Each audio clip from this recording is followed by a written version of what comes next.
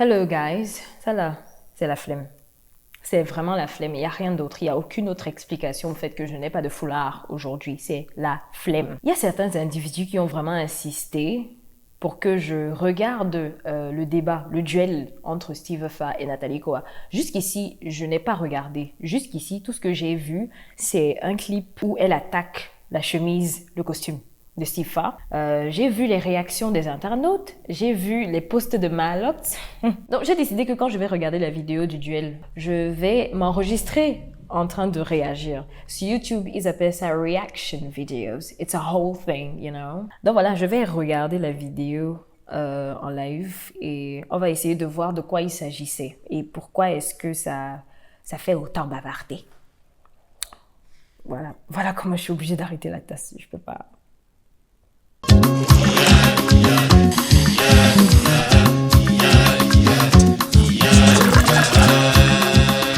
Donc, j'ai mis la vidéo sur ce petit appareil pour commencer, pour la regarder. J'ai téléchargé parce que la confiance, il est télécom et la confiance, il est télécom. Donc, à l'intro de malade, quoi. Et je vois que vous avez pris de nombreuses Donc, il y a eu notes. un truc avant, en fait. Certainement des choses à Je vais pas regarder la chose d'avant. J'espère que de vos réponses, je pourrai renaître. Oh, le jeu de mots avec le livre. Bonne fête de l'amour, Nathalie, quoi. Bonne fête, Steve. Je préfère qu'on se tutoie. Ça te va? Moi aussi, je suis très à l'aise. Mais ça a plutôt bien commencé.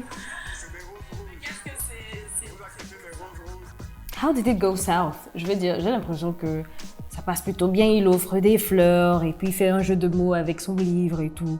Genre, c'est mignon, quoi, jusqu'ici. Je suis né en janvier. Non, puisque je suis né en février. Alors, petite sœur, dis-moi, je n'ai jamais vendu le piment. Et toi? J'en vends, j'en ai dans ma plantation. Je Ben, je vends le piment, j'en ai dans ma plantation. De quel piment tu parles, Steve Fa?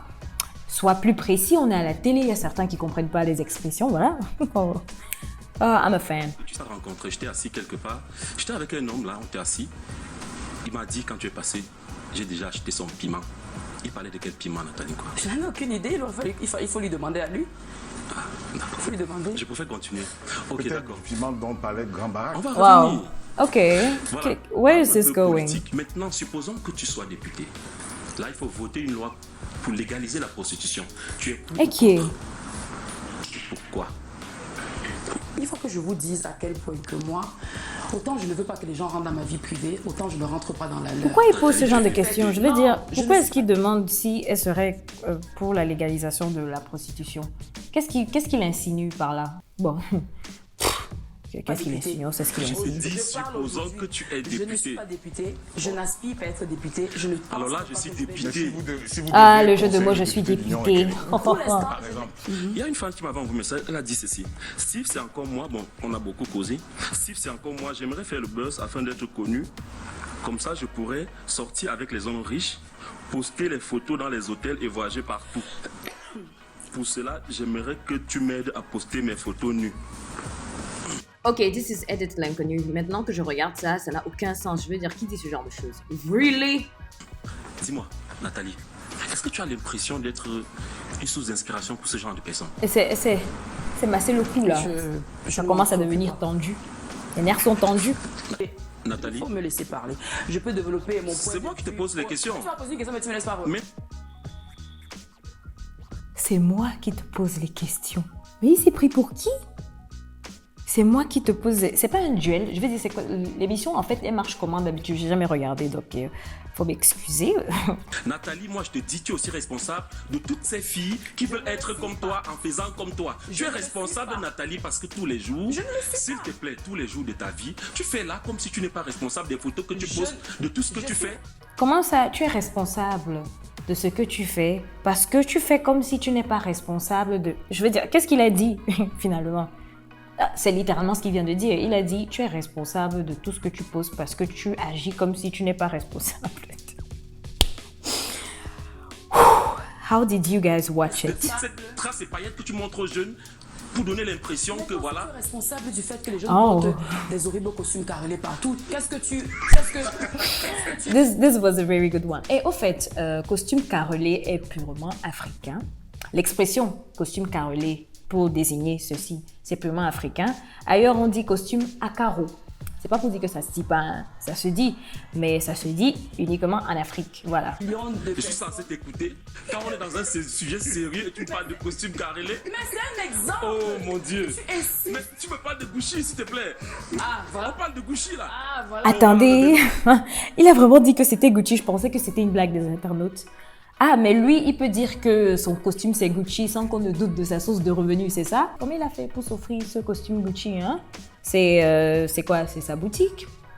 C'est son influence? Ce sont ses vidéos? On se répond. Je dis, les jeunes... Quand ça ne m'arrange pas, tu ne continues pas. Oh non, oh Les hell, jeunes ok, filles. no. Quand ça ne m'arrange pas, tu ne réponds pas, ok. Comment est-ce que vous avez fait pour regarder ça jusqu'à la fin? Quand ça ne m'arrange pas, tu ne réponds pas. Je pense qu'on doit établir le fait qu'il ne se prend pas pour la pièce de Vincent dans cette interview. Et dit que c'est parce que vous avez mal éduqué vos enfants qui sont allés sur les réseaux sociaux voir le porno. Encore que ce n'est pas mon cas. Dieu merci, ce n'est pas mon cas. J'ai pris un exemple, Nathalie. C'est pour ça que je t'ai dit que tu es responsable de ce que tu publies. Steve Fa. On va continuer, s'il te plaît. C'est quoi le but de ta présence sur les réseaux sociaux? Ok. Ok, je pense qu'il a mis les organes ici. Je ne sais pas pourquoi il est en train de se fâcher. Et au fait, par rapport à ça, je pense que ici le débat c'est est-ce que tu es responsable de l'interprétation que les jeunes ont du contenu que tu postes sur les réseaux sociaux? Est-ce que tu es responsable des jeunes qui te regardent? Steve Fa estime que oui, Nathalie Koa est responsable de ce qu'elle poste et Nathalie Koa estime que non, ce n'est pas à elle d'éduquer les jeunes voilà, qui la regardent. Alors si Nathalie Koa est responsable du contenu ou bien de la perception que les jeunes ont d'elle, je pense que si mes souvenirs sont exacts, Steve Fa est le monsieur qui a mis au devant de la scène un certain grand baraque qui s'est mis à chanter à tout bout de champ, Nathalie Koa et je ne sais pas trop quelle autre personnalité, je veux goûter ça. Après, il a commencé à se filmer à Dubaï et dans les avions, etc. Donc, si un jeune décide un jour de commencer à chanter du n'importe quoi et dire que ouais, c'est parce que j'ai vu le grand baraque, Steve Fa devient responsable de cet enfant-là. Et si mes souvenirs sont exacts encore, je pense que lors des attaques de Malox sur Facebook, Steve Fa a pondu un long commentaire pour dire qu'il a beaucoup de respect pour la musique et l'art de Malox de façon générale. Bon, pour après avoir dit que ouais, on se fait un dîner aux chandelles, au boivement et tout ça. S'il déclare qu'il a beaucoup de respect pour l'art de Malox, il n'est pas sans ignorer que Malox est très connu pour l'obscénité de ses clips et de ses paroles. Alors si on attrape des lycéens en train de faire je ne sais pas trop quoi et puis c'est parce que Malox a chanté le trou, c'est le trou. Malox devient de ce fait responsable de ces lycéens-là. Et Steve Fa aura déclaré en public qu'il a beaucoup de respect pour cet art obscène. Et contrairement à Nathalie Koa, dont les messages sont apparemment subliminaux, la musique de Malox est plutôt crue et directe. Je veux dire, il ne faut pas chercher midi à 14h. Dans ce cas, on va censurer les musiciens, on va censurer les acteurs, on va censurer les producteurs, tous les créateurs de contenu, tout le monde. Tout le monde qui ne crée pas du contenu, qui respecte, je sais pas moi, les lois du Saint-Esprit. Je me suis emportée. Anyway, on continue. Pas hausser le ton et j'ai même pas voulu. Je n'ai pas haussé le ton. Tu vois ces fleurs? Je suis en train de parler. Tu sais combien j'ai dépensé? Tu parles rapidement. Ok, what the hell? Qu'est-ce qui se passe? Comment il peut demander, tu vois ces fleurs, tu sais comment? C'est le genre de personne qui t'offre un cadeau. Après, quand les choses deviennent un peu tendues, ça devient, tu sais combien j'ai dépensé pour ça? Oh mon Dieu, les histoires du quartier. Alors là, je vais te poser une question. C'est quoi le but de ta présence sur les réseaux La sociaux? psychologie inversée, tu te convaincs que je me sens coincée parce que tu veux, Nathalie, l'école est bien. avoir l'impression que... Ok. Il vient de dire Nathalie, l'école est bien.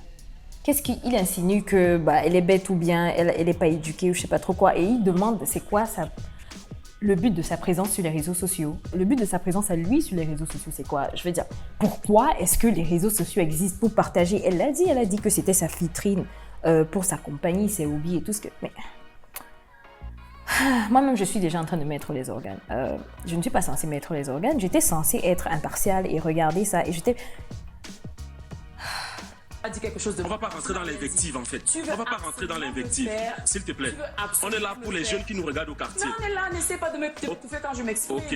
C'est quoi le but? Je me faire garante de l'éducation de la petite fille qui rentre. Je te dis, moi, Nathalie Koa, je suis garante de l'éducation de ma fille. Je suis sur les réseaux sociaux au même titre. On va continuer. Après, Ouais, c'est vrai, c'est exactement ce que je disais tout à l'heure. Je veux dire, elle est responsable de l'éducation de sa fille. Les parents sont responsables de l'éducation de leurs jeunes enfants. Si les parents laissent que les enfants partent regarder du n'importe quoi sur Internet, c'est pas la faute aux gens qui postent sur Internet, ils sont libres.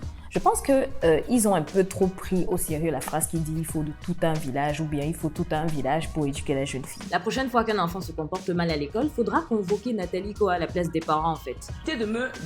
Non, j'ai pris un exemple, s'il te plaît.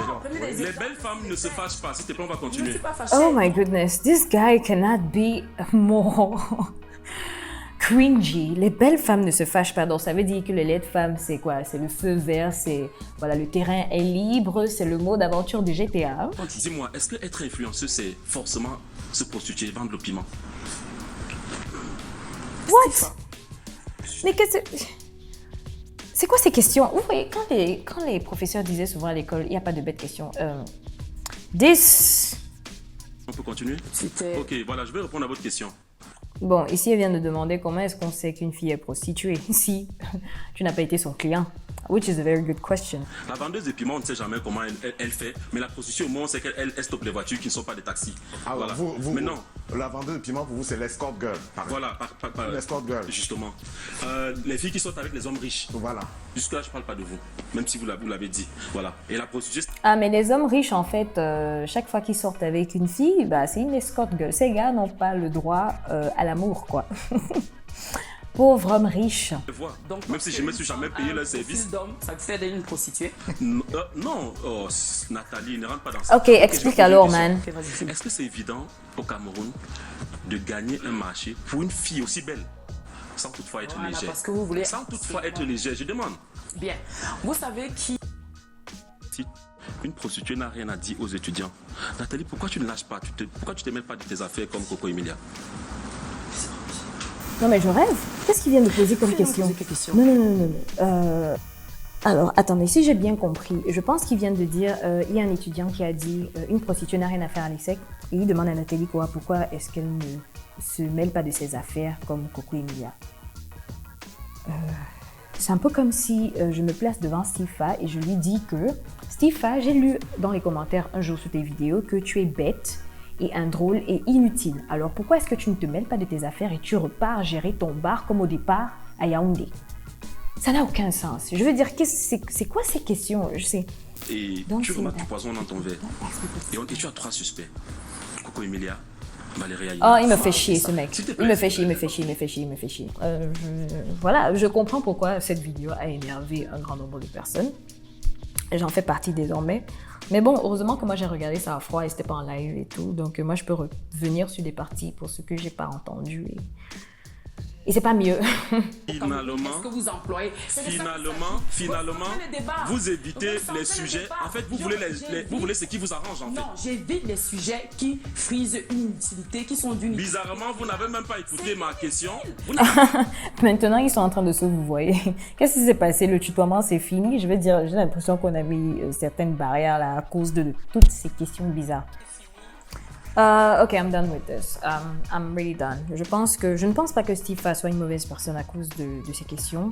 Je pense juste qu'elles étaient ultra bêtes et déplacées. Voilà. Et à répétition, ça devenait du harcèlement en fait. Donc, je comprends pourquoi les gens étaient un peu plus vexés. Je trouve ça un peu hypocrite de sa part de parler de la responsabilité quand, voilà, comme je disais, il produit des artistes qui chantent, je vais écouter ça. Sachant que c'est tout le monde qui écoute. Ça passe à la radio, ça passe au bar, ça passe machin. Alors que pour Nathalie Koa, il faut être connecté sur Instagram en fait pour voir ce qu'elle poste. Il faut la suivre. Donc, who is kidding who here? Vous savez quoi? Pour être complètement honnête, hein, that line of questioning from Stifa isn't really surprising. I'm not sure what Stifa actually wanted her to say. Si je dois deviner, je pense qu'il voulait qu'elle admette, qu'elle avoue qu'elle a eu des sugar daddy dans le passé, qu'elle a été une vendeuse de piment dans le passé et qu'elle voit l'influence négative qu'elle peut avoir sur les jeunes filles d'aujourd'hui et qu'elle regrette amèrement son passé et s'attendait peut-être à ce qu'elle se place là et dise à tout le monde « Don't do like me, don't do this, it's very bad ». La vérité, c'est qu'on ne sait pas si Nathalie Koa a vendu le piment dans sa vie. Tout ce qu'on sait, c'est qu'elle a été l'ex de Eto'o-Fils.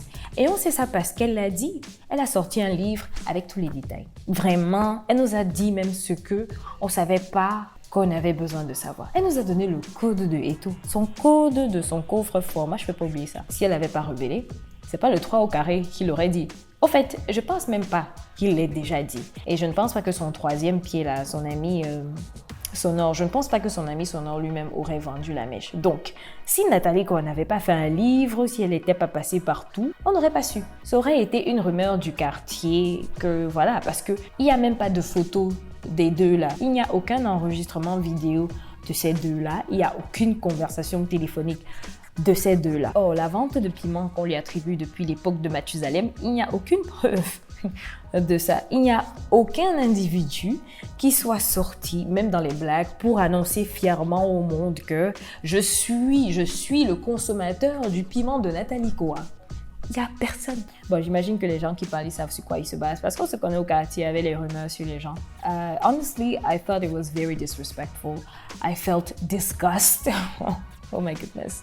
I really wanted to hit him. J'ai péché en pensée. J'ai péché en pensée tellement de fois en regardant ce clip. Il a vraiment beaucoup fait pour le pays avec ça. Je suis patriote, il aime bien. Anyway. Et puis Nathalie Cohen elle-même, je pense qu'elle s'est plutôt bien défendue. Je pense qu'elle a l'habitude de ce genre d'attaque. On la traite comme si elle n'est pas capable d'apprendre quoi que ce soit à qui que ce soit.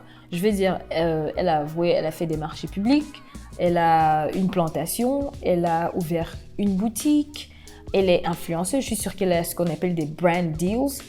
Je pense qu'elle est qualifiée pour apprendre l'entrepreneuriat à des individus, je sais pas. Ah là là, on peut penser que je suis fan. En même temps, ne suis-je pas fan? En regardant cette vidéo-là, je pense que beaucoup de gens qui n'étaient pas des fans vont devenir des fans. C'est les faits. So, I don't usually state my opinions in my videos, but here we are today, 2021, eh? Pour répondre à la fameuse question que j'ai vaillamment évitée lors de ma dernière vidéo sur le sujet, est-ce qu'on peut considérer ces dames... Je vais éternuer. Yes! Est-ce qu'on peut considérer ces dames à la réputation sulfureuse comme des role models? I think yes. Un modèle, pour moi, du moins, n'est pas une personne parfaite, mais une personne qu'on admire grâce à ses qualités et /ou ce qu'elle a eu à accomplir dans sa vie. Et non son passé, ses défauts, ses erreurs. Parce que si on considérait ces derniers, le très célèbre Mahatma Gandhi ne serait même pas dans le top 100. Figurez-vous qu'il a été documenté que ce mec était raciste. Quand il était en Afrique du Sud. Et en fait, là, il y a les preuves de ces allégations contre lui. Il se couchait aussi avec des jeunes filles nues pour tester ça. Bref, ça devient déjà compliqué. Anyway, messieurs et dames, chers détenteurs de la morale suprême aux mœurs d'acier, même votre livre préféré, la Bible, mentionne le grand roi David, qui, pourtant, a brûlé 2 commandements. Donc, je ne vois pas pourquoi on doit faire chier toute une nation à chaque apparition de ces dames, dont on n'est sûr de rien finalement. Choisissez vos modèles et laissez les autres choisir les leurs, vraiment.